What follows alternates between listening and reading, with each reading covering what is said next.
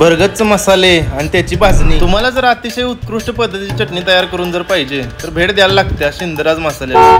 मी तेच पाहण्यासाठी गेलेलो कराडमध्ये। आपल्या मुंबई लालबाग इथे सुप्रसिद्ध असलेला शिंदराज मसाले आता आपल्या कराडमध्येच भेटणार। आणि ह्या शिंदराज मसाल्याची शाखा आपल्या कराड तासगाव रोडलाच आहे बघा, थोरात हॉस्पिटलच्या जरा पुढे गेला तिथे। सर्वप्रथम तुम्हाला ओळख करून देतो, हे आहेत महेश पवार आणि हे आहेत प्रवीण पवार। अतिशय कष्टातून उभी केलेली शाखा ही शिंदराज मसाले। शाखेचे सर्व नियोजन यांच्याकडेच असतं या।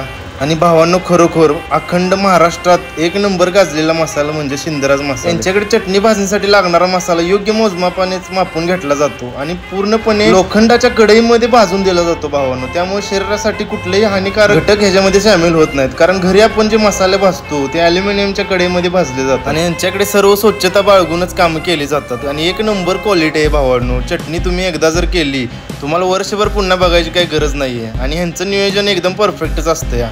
तुम्ही एकदा अवश्य भेट द्या शिंदराज मसाले यांना।